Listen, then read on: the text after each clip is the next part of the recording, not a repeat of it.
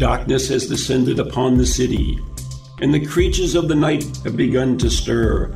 This is the time when the veil between the realms of the living and the dead is the thinnest, and all that is not what it appears to be. Like a lone sentinel, one candle flickers in the night, revealing all that lurks in the darkness. This is Ghost Chronicles, Book of Shadows. Welcome to the nightmare. Good evening, everyone, and I am that lone candle flickering in the darkness. And with me, the evil witch herself, Marla Brooks. I am not evil. How do I know that? You don't want to find out. Never mind. Well, you know what? I've been out without a phone for several days, and my internet was like slow as molasses, and so maybe you did that to me. Maybe trying to get rid of me, bump me off. I would never want to get rid of you. So you'll be number one show in Drake it. I doubt it. I don't have an accent. Anyways, what's his name?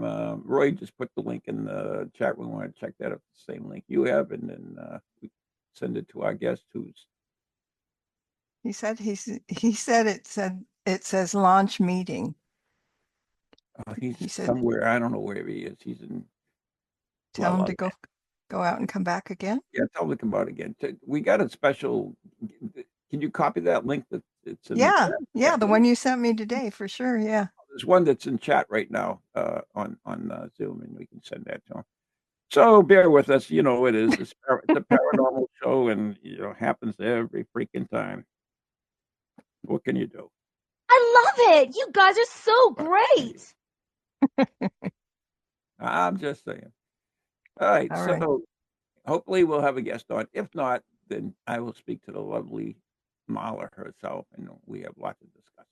But yeah, we can speak. I mean, we can talk. I do want to mention that we want to wish everybody a happy Valentine's Day on Friday, and hope you have a nice day, even if you don't have anybody. I did last Wednesday, in fact, on the morning show, I said that if anybody was spending Valentine's Day alone, I would be happy to send them a Valentine's Day card, and several girls did. They sent me their home address, and I went to the dollar store and got a bunch of cards and sent them out to them. So they should have. Oh, that's nice. Yeah. But that's the way it goes. But it's another day. I mean, it's tough. Holidays are tough when you lose someone too, which is sure. Yeah. So. Well, remember, did we do some kind of a simulcast or something again about Valentine's Day? Wasn't it like 3 different? We did Evil Valentine. Did we? We did Ghosty Valentine Day story. Okay, we did something. Steve, you and I. It just popped up in my timeline earlier today. So. Oh, okay. Yeah, I didn't look at that. So. Yeah. No, in my timeline, I didn't post it. It's just my memories. Yeah, it comes out. Yeah.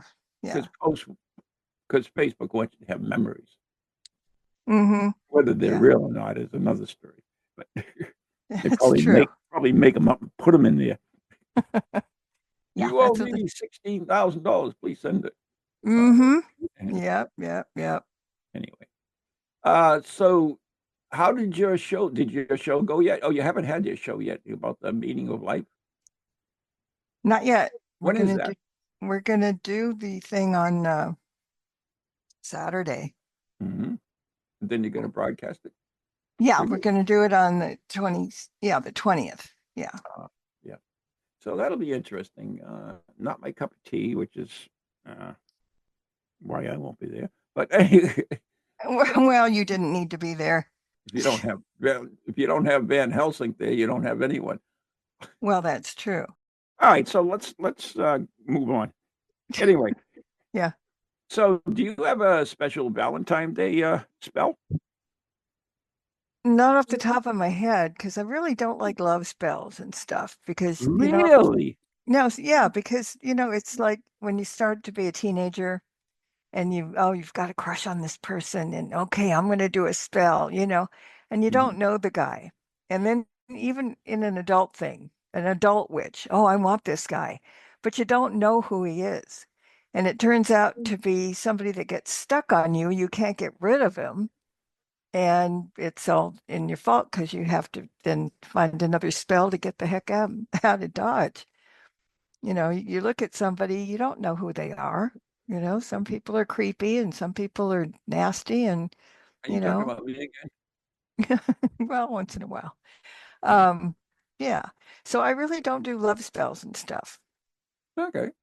for that reason. You don't want to take over anybody's So you thing. really think that spells can make you go head over heels over somebody? Yeah, you can make it go of head over heels over. Yeah. Yeah, you can. Really? If you're a good witch. If you not good as What far about as free will? that's the whole point. This is why I don't do this because yeah, you don't want to take anybody's that away from that. I don't think you can. Yeah, I think you can.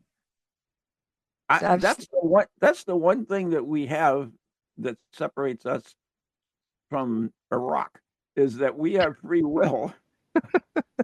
And even I mean, isn't that the basis behind all the ghosts that are out there that you talk about? Oh, they have unfinished business, or they're afraid to move on, or that's insinuating that they have free will to do what they want, even in death. So what makes you think they wouldn't have that free will in life? I just think it's possible. Hey, Got is anybody there? Is anybody home? Ron, it's very nice to meet you, sir. Yeah, finally. Yeah, exactly. Exactly. Yeah. So, anyways, Bill, is that your name, Bill? Yes, it is. Yes, Right? yes. Yes, good. You know me, I can't remember anything. Well, actually, so 3 seconds Bill, after I get a name, I forget what it is. So, so Bill, you're involved on about some ship. What are we talking about ships? yeah, what it is, Ron, it's a Vietnam era Navy destroyer. And it was sitting in a okay. mothball. Hold a second. Wait a minute. Hold a second, Bill. Okay. Because Marla, What? Marla told me it was a battleship because No. she's a woman. And, and I know that all battleships are named after states. I took told that. me the name Wait of a it. minute. I took that over on an article that you did. Right. And yeah. that's that they called it that. So I'm That's that because there's some people that they do call it that, but no, it's actually a destroyer. Exactly. Yeah. Yeah. So it's a little smaller than a battleship. A lot smaller. Yeah. Yeah. Well, a battleship has a crew of about 1,700 people, and this one had a crew of about 270. Yeah, that's a difference. Yeah. Big difference. So it didn't see action actually? Oh, it did. Yeah, it did. Actually, did 10 tours in Vietnam. And what her job was running what's called the gun line up the coast, supplying ground support for the troops that were inland. So she did that for quite a while. Now, and correct me if I'm wrong. Didn't they also deploy a battleship during the Vietnam War? Yeah, there was a couple of battleships that were there. Yeah. And one of them, I think I was on. That's quite a bit. In fact, Do you remember which one it was, Marla? The Kitty Hawk. The Kitty Hawk's an aircraft carrier. That's not a battleship. Okay, okay. All right. Well, I read that. Okay, here I go again. I read that they were working together at some point. They were. Yeah. Well, they run flight operations off the aircraft carriers, and if the Edson was not running the gun line, they were usually in behind one of the aircraft carriers, just in the unlikely event that someone didn't make the flight deck. They would pick them up for rescue. Okay. Yeah, cool. Yeah. Well, so Bill, were you in the Vietnam War at all? I was at the tail end of it, Ron. I was over on the East Coast, so luckily I didn't have to go over there, and it was kind of winding down at the time that I was in it anyway. But a lot of my friends were, and had I been on the West Coast, it would have been a different story, I'm sure. Yeah, that was a tough war. I mean, myself, I was in college at the time. In fact, I got my draft notice. Remember back when they had the draft? Yeah. And I got my draft notice, and I went to the recruiter, to sign up before I got drafted. Sure. And he told me to go back to college. He says, because you're exempt and you shouldn't be here. If you're interested in Right. service, then come see us after Right. you get your degree. So Yeah. So I did 6 years. I was in for 6 years. It was a real learning experience, to say the least. So when we're talking about ships and battleships and all kinds of ships that have seen action. Sure. Do you think all of them probably have hauntings? Well, it's funny you say that, Marla, because a lot of people that I've talked to at other historic museum ships around the country all tend to have, a lot of these stories like this, that there is a certain kind of energy that kind of radiates or permeates with them, and they all have ghost stories to go along with these ships. Mm-hmm. Yep, many of them. So I think you went in thinking you weren't, when you're giving, oh my God, I can't even talk now. We got so bad today. No, but when you started getting on the ship and taking people around and, doing the stuff that you were doing, you weren't probably not expecting to have a tap on the shoulder of a ghost. No, not at all. I was a true non-believer. Yep. Oh. And it had happened at the start. It started happening to other people, even the general public. And I thought, come on, guys, you're pulling my leg here. Until one night, it actually happened to me. And I still, to this very day, you guys, I still question that. And I thought, did that really happen? But it did. And there were some other things that have happened to me that I just can't explain. And I don't know about other people. They have stories, but all I know is what happened to me. And that was what happened. Well, the very first time on a part of the ship, down on the forward part of the ship, that'd be the pointy end for you, Marla, down below decks. Love it, Phil. Love it. It's off limits to the public down in that area, but I had 2 ex-sailors on the ship, and they wanted to see it. And what is down in there was part of the living quarters for the crew. And I had gone down to lock up the ship when we're closing at 5 p.m, and I had the lights on down there, and I had to go down and turn the lights off before I closed up the ship. And as you approach this particular room, there's 2 doors, one port, one starboard, that's left and right. And they're open, and they're watertight doors. They're steel doors with a rubber seal in them. And Ron, you might know what I'm referring to. But what they do is they're held open on the bottom. They're held open with a hook that's on the bottom. So I go through the left side door, and as I'm walking through the living quarters, I'm turning the lights off behind me as I go through there. And I'm going through the left side of the ship, going up towards the bow. And I cross over the other side of the room, and I turn the lights off, coming back into where I started, and come out the door that's on the right-hand side. And now the door on the left-hand side is now closed, and it's sealed. And I'm the only one on the ship. And like I say, to this very day, I wonder, I know I did not close that door. What do you think, Ron? Yeah, it's interesting. The ships. I had the opportunity to investigate the USS Salem, which is a cruiser here in Quincy, Massachusetts. Yep. Yeah, and it was intriguing. There were a lot of stories behind it. I didn't personally experience anything. Right. Steve Parsons was there as well from the UK, but neither one of us. But they run regular ghost hunts and ghost tours on the ship. Oh yes, and there are many stories. Yeah, there are many stories. We do the very same thing. We've had hundreds of investigations on this ship. We've had people come from all the way from London to investigate the ship. Many of them. And where is it, Bill? It's in Bay City, Michigan. It's right off the Saginaw Bay in what's called the Saginaw River. How the hell did it get there? Well, we had to pull like hell, Ron. No, we towed up the St. Lawrence Seaway from Philadelphia. It was sitting in Philadelphia mothball fleet, scheduled to be scrapped out. So it couldn't run under its own power, so we had it towed. And to get it there was about $750,000 just to get it to that spot. Oh, yeah. So when she takes a bite, she takes a really, really big bite. But all of us that worked there, Ron, were all volunteers. Yeah. I am on the board of Portsmouth Harbor Lighthouse, and we maintain a lighthouse, and we own another lighthouse.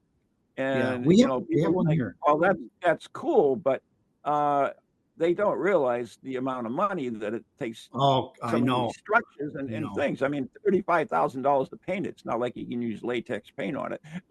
But exactly. You're exactly right.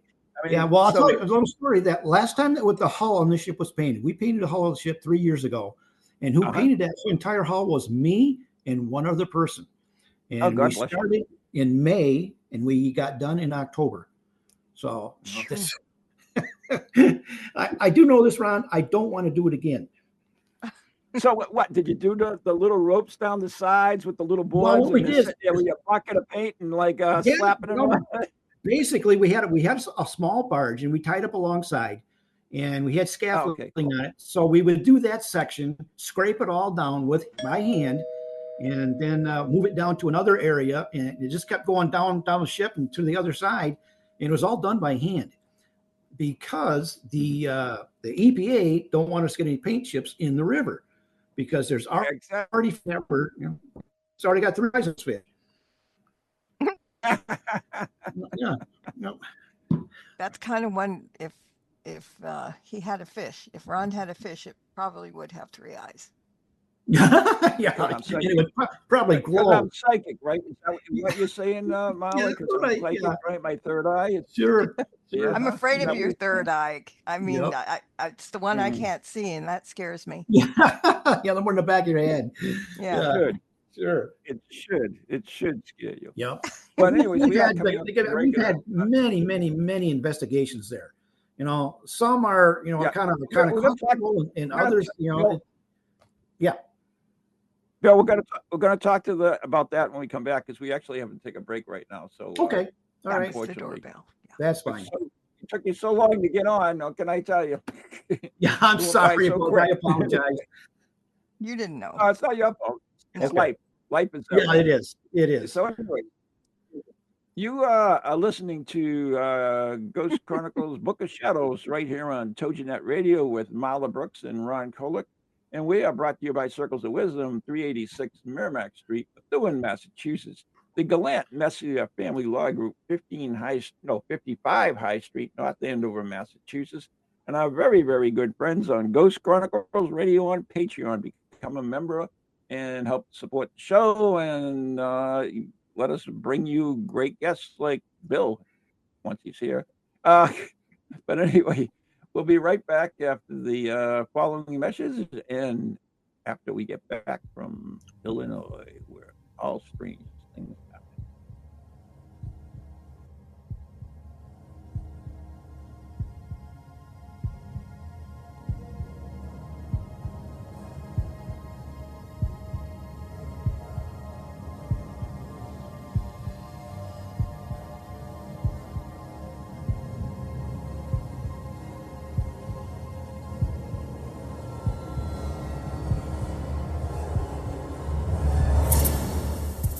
Do you have a paranormal event, book, or something else you want people to know about? Then why not advertise it on Ghost Chronicles Radio?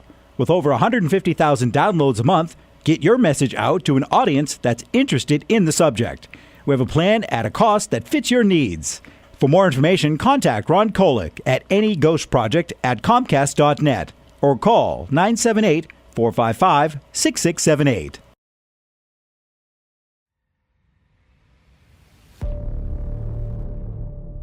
Located in Illinois, there lies a sleepy little town where nothing is a common occurrence. You going to that party in town tonight? Heck yeah! I only turned 18 once. That is until the night of celebration. Where the hell is she? Oh no. No, Jessica!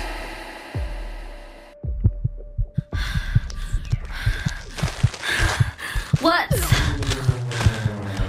happening?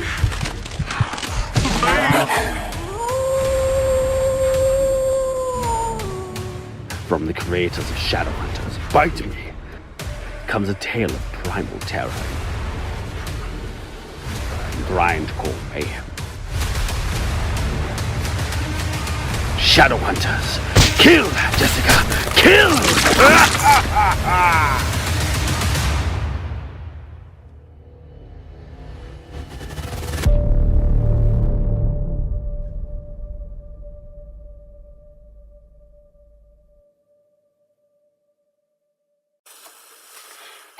Hello, can you hear me? My name is Harry Price. I am speaking to you via the medium of the Ghost Box.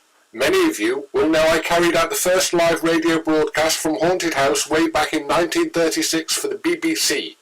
Now, thanks to the wonders of modern technology, I am still able to keep abreast of 21st century ghost hunting by listening to Ghost Chronicles International on TogiNet, ParaX Radio, the Ghost Channel, and even on something called a podcast. Two splendid chaps host it. One is an American who calls himself New England's own Van Helsing, although I have discovered his real name is Ron Kolek. The other is Stephen Parsons, and he's a paranormal scientist. Well, mustache, I'm required elsewhere on something called a K2. But don't forget, I'll be listening in every Tuesday from 8 o'clock in Great Britain and 3 o'clock on the American Eastern Seaboard. I trust you will join me there.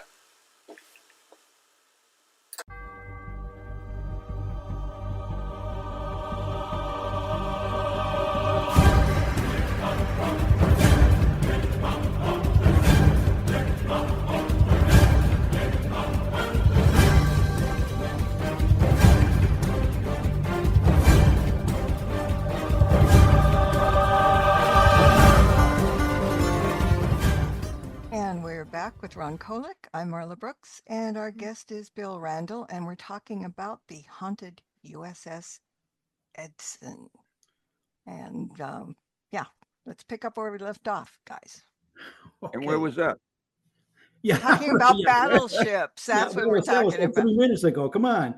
Yeah. Anyway, I was gonna tell you, Ron. Now, I believe you know Tim Shaw. I do. Okay. Tim had come over for an investigation. He's been there, I want to say 2 or 3 times now. Oh, really? And, okay. A great guy. He is a funny guy. Now, Marla, I know that you had him on your show, but we had so much things going on when Tim come over there. He just commands things to happen. He's just got a thundering voice, and the place was just going crazy one night when he was there. And Tim actually saw one night it was late at night. He saw a full body apparition. And I think I told you about this, Marla, but he saw this apparition, and there was about probably 10 of us sitting in this specific room. And he got up and he chased this apparition through the ship. And he basically ran right over the top of me to get to this thing. I thought, are you out of your mind? Because it's dark, there were no lights on. And he could have fallen down a hatch, he could have broken a bone or something like that. But really strange and very, very rare does that ever happen with Tim, but he saw a full body apparition that night. And to fill you in on the story, how it goes, what we found out was the ship was actually a museum ship in New York City for 13 years before it went to a mothball fleet. And while it was there was a man on board who was my counterpart, and he was basically the caretaker of the ship. And he loved the ship so much that he actually lived on board. And what we found out was he actually died on board of the ship on Thanksgiving Day of 1999 of a heart attack. And that's the guy that Tim saw, because I showed him a picture of the guy. And he said, that's the man I saw standing in the door. And the man's name is Paul Spampanato, nice Irish guy. He was the caretaker for 13 years. And we just, even the general public will see Paul every now and then, just, out of the corner of your eye. He likes to push people around. He likes to move things. He likes to pull hair. He's a real prankster, but that is who he saw. And I don't know, he's seen him, or he's done things many, many, many times on ship. And the way we found that out was the second time, or the first investigation that I ever was part of. There was some people that were over there, and we're in what's called the bosun's locker. And it's a room that's all the way up front by the bow, but it's down below decks, 2 decks below the main deck. It's a very, very small room. And there's no electric power up there. And I took some people up there, and a woman had a spirit box. And until that time, I didn't even know what a spirit box was. I never heard of it. And she says, "Do you mind if I turn this on?" And I said, "No." So she did, and she sat on the table in that. It was a little tiny room. It was very hot that day. It was in August, and as it's on, there's a woman in there. She says, the temperature is going down where she's standing." And I look at her, and I have my flashlight, and she's got goosebumps all over her arms, and her hair standing up. And she says, there was 7 of us in that room at the time. She says, "Is there someone here with us?" And through this spirit box, we hear the word yes. It was staticky, but we all heard it. And she said, "Can you tell us what your name is?" And through this spirit box, clear as day, we hear the name Paul. And she said, "Paul, can you tell us when you passed away?" And all we hear is the number 9. We heard it very clear. There was other things on it that were too garbled to make out, but and that was on a Saturday night. Sunday morning, my wife and I, Annette, were down in the ship's office, and we're telling some of our other volunteers what we had experienced. And one of them gets on her phone, and if you get on Google, you just type in Paul, USS Edson, you'll see a very large article about Paul Spampanato. And he died 1999 on Thanksgiving Day. And within a weekend's time, it all meshed together. It's pretty interesting. Yeah. Yeah.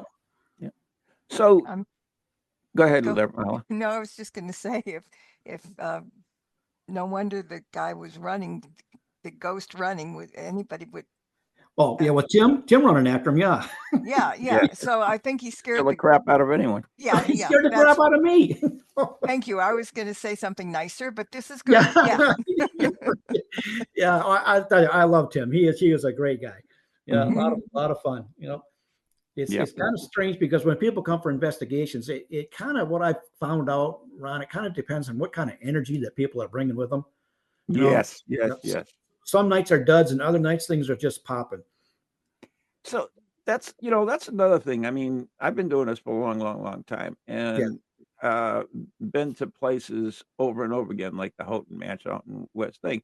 And I noticed over the duration when that mansion was being used for paranormal events and so forth, that the energy in there actually changed. And I always believe that, when you open them up to the public like that, you also open it up to other energies as well. So it does affect the atmosphere as well. It's not. Yeah. I mean, it's difficult, but I understand why we do it. We do the same thing for the lighthouse where we do investigations and everything else. But you do have people that bring in their own luggage. Well, there was a group one night that come down in there, and whoever the entities that were there were really quite pissed off, and they actually kicked us right off the ship. Did they really? They did, yeah. As a matter of fact, there was a teenage boy who actually got touched. He got pushed. So and he was people were going to spend the night on the ship, and the mother had bought this overnight for a kid for his birthday. Mm-hmm. And myself and another person, we were going to conduct an investigation, and they wanted to join us. So okay, why not? So we started, and things started to turn bad south real fast. And this kid, he got pushed. He had a handprint on him, and he's just visibly just shaking. And one by one, they started leaving, and they did not spend the night on the ship. And I said, don't, whatever you do, don't go back down in this room. Whatever you do. But it was the only time that I ever felt anything negative there, and I don't know the reason why. And I asked Tim about it. He said, "Well, people will pass through here," and basically, I think that's what's going on. Now, another thing that you did not know about this, but the ship was in New York during 9/11. Oh, and wow. When the towers went down, the Navy and the FBI set up a command cell on the Edson because of all communication had ceased when those towers went down. Right. So they had radios, and they used the mast on the ship as a radio tower for weeks, doling out instructions to Homeland Security. So there's dust on the ship from the World Trade Centers. So we have no idea, that could be them. We don't know.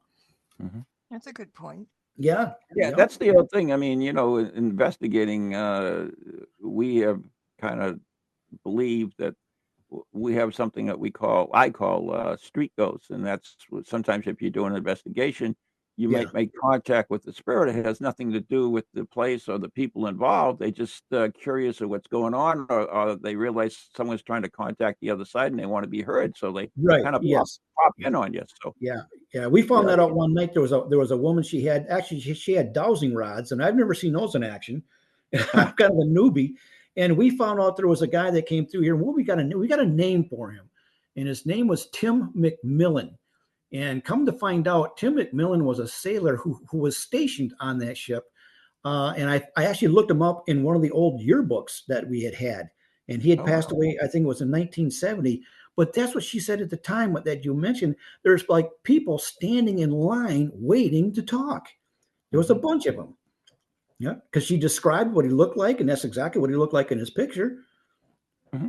Yep. So take it from all this. I assume that you now believe, that you believe in mediums. You believe that some of these methods that they use are legitimate in investigating. Oh, I absolutely do. Absolutely, yes. Okay. Yeah. I can't say I don't because I'm on the ship too often. No, I'm not. Everybody has their own theories on. Yep, but no, I do. Do you allow Ouija boards on the ship? Yes, we do. And it's funny you say that because when Tim Shaw came, he brought a Ouija board. Oh my God, Ron! It was. He had that thing dancing around the table. It was unbelievable. Mm-hmm. And one night we were there, and him and another guy, they were on a Ouija board.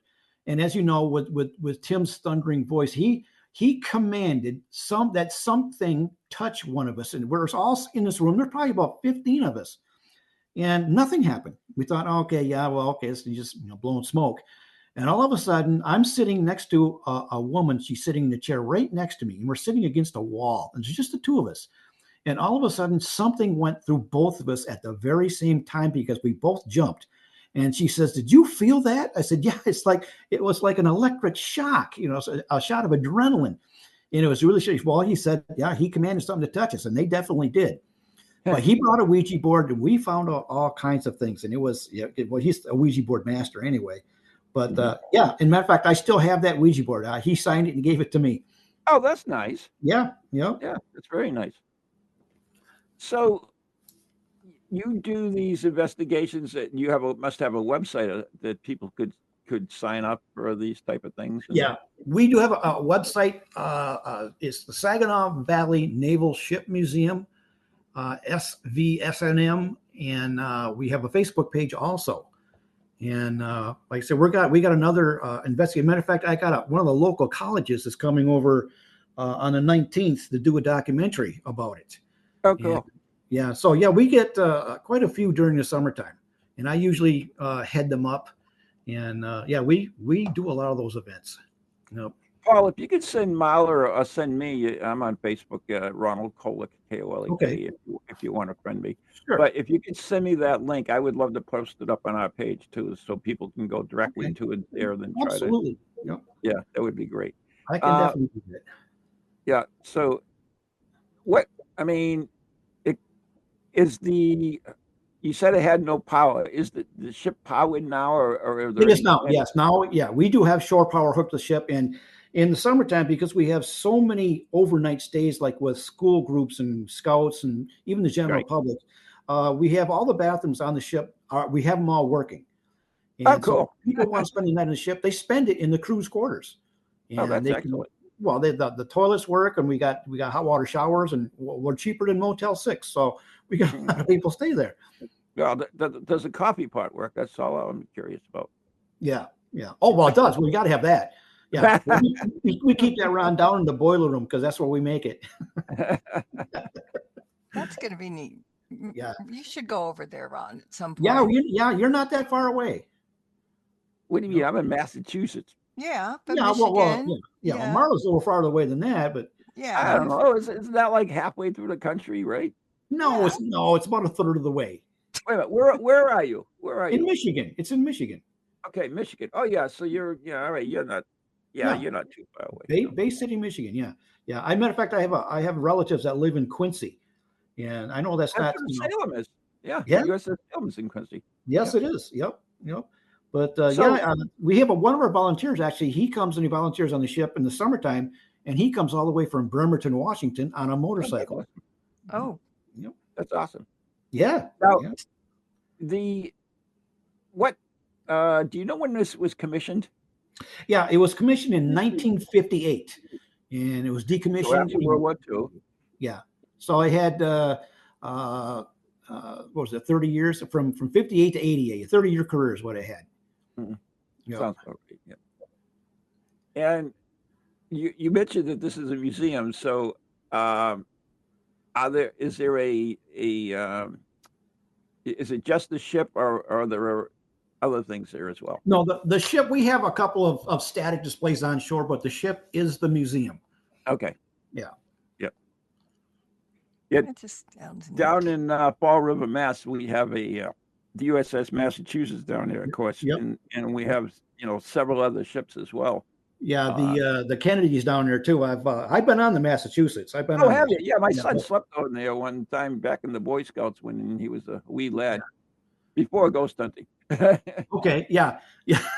Before this all became known, but we have a thing called HNSA, HNSA. It's the Historical Naval Ships Association, and once a year we have a convention at one of the museum ships. And this past September, it was at the USS Midway in San Diego. And actually, when I went out there, we were out there for about a week, and I questioned a lot of the people that worked there about this kind of thing. And they had some of their own stories also. But sure.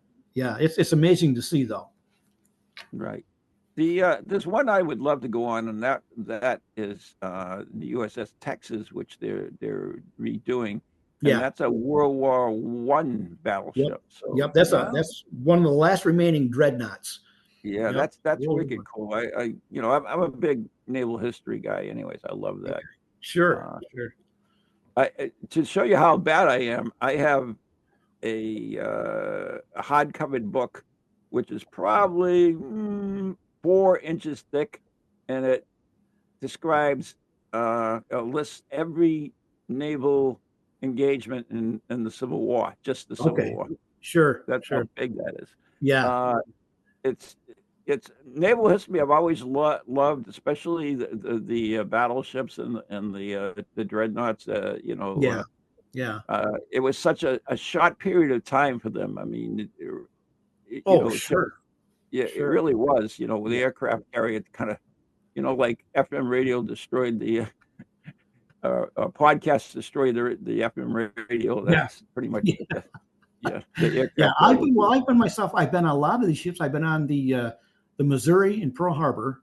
I was on the Alabama a couple of years ago down in Mobile. That's a battleship, and the Wisconsin that's over in Norfolk. Those are all retired battleships. There's a lot of cool. Oh, it is. It's quite a cool experience just to go through them. Yeah.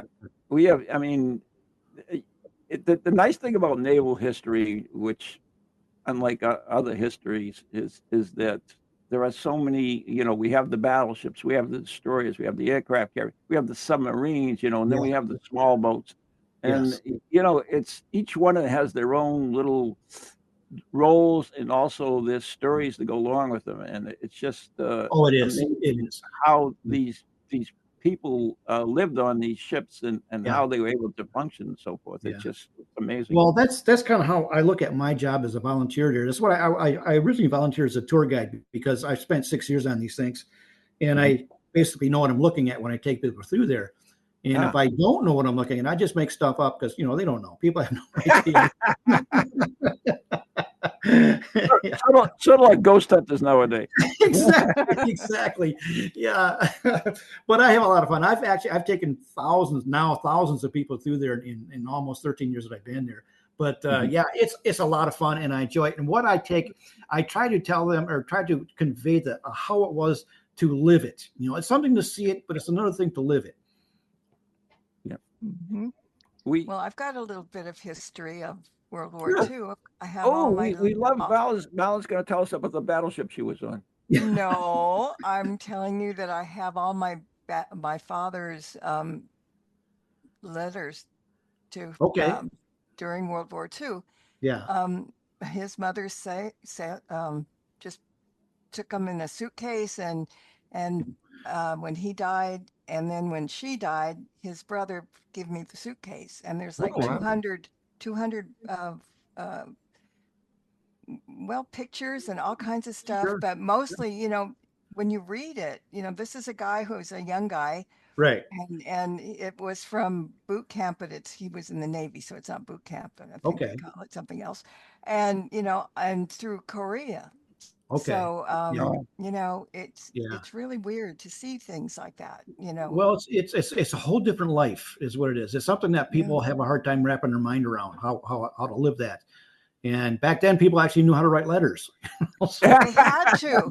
But that's the funny part. In one of his letters, he said, I hate writing letters home, but they make us do it. Yeah. Well, once you go to boot camp, they absolutely do make you do that. Yeah. Yeah. Just so people at home know that you're safe. Mm-hmm. Yeah. But even when you get together, like myself with other veterans, especially Navy veterans, you start to talk about sea stories. And it can go on and on and on and on. And one thing leads to another, which leads to another. And usually they're all lies, typically. Fish stories, not lies. Yeah, right. Yeah, exactly. It was this big. Sure. Yep. But do you remember? I always remember, and speaking about the stories, I believe it was the story of, they named the destroyer after him. The Sullivan Brothers. I always remember that movie. That was just that matter of fact, that's also a museum over in Buffalo. Oh, cool. The Sullivans, the original Sullivans, is over there as a destroyer, and it's actually a floating museum. Yeah, but after that, they never put brothers on board a ship together again. Yeah, wasn't that the kind of like the basis for Saving Private Ryan too? The same theory. I know exactly the same thing, that they didn't keep all the brothers in war because they would all get killed. But the Sullivan brothers, I believe there's 5 of them, all died when that ship went down. Yep, all 5 brothers were together. But after that, they never did that again. Yeah. I always remember the end of it was so tearjerker. They're all walking up to heaven, and the youngest one is like tagging by. Come on!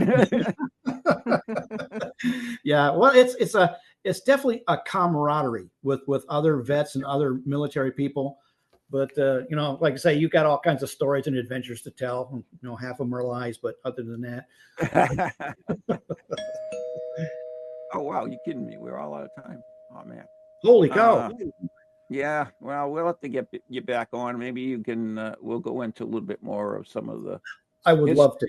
History of it. Absolutely. What some of the engagements were, some of the investigations, and some of the events you're in, and stuff like this would be amazing. So, well, there's a lot to cover. There's a lot of information. This is just the tease. Yeah, right. Yeah, exactly. The interesting thing too is a lot of it we just don't know about, and it's sad. It's really sad, and it's people like you, Bill, and myself with the lighthouse that are preserving these entities that have a story to tell for us. We forget our past. They in a lot of cases they try to erase our past. Oh, they do. Yeah, that way it never happened. Yeah, that's true. Unfortunately. So sad. Yeah, so once again, I will give out your website. So if people wanted to contact the ship or yourself, how could they do that? Okay, we have our email is info at USSEdson.org. And also, if you look for Saginaw Valley Naval Ship Museum on Facebook, it'll take you to our Facebook page. Excellent. Yeah. So I would, like I said, if you can send me the link, I would be happy to put that up on our page too. So I would definitely do that. Yes. Yeah. So, Bill, I want to thank you for coming on the show. I'm sorry that we had problems here getting it. Yeah. Well, it's my pleasure. At least we got together. Yep. And you're a very I love speaking with you. Anyways, today's show, happy Valentine's Day, everyone. And by the way, today's show is brought to you by Circles of Wisdom, 386 Merrimack Street, Methuen, Massachusetts, the Glant Messier Family Law Group, 55 High Street, North Andover, Massachusetts, and our very good friends on Ghost Chronicles, Radio, and Patreon. I want to thank everyone for listening today, and stay tuned for, I don't know, whatever's on next. Okay, Ron, it's nice talking to you. And Marla, it was great hearing from you again. Mm-hmm. Okay. Good night. God bless everyone. Have a good night.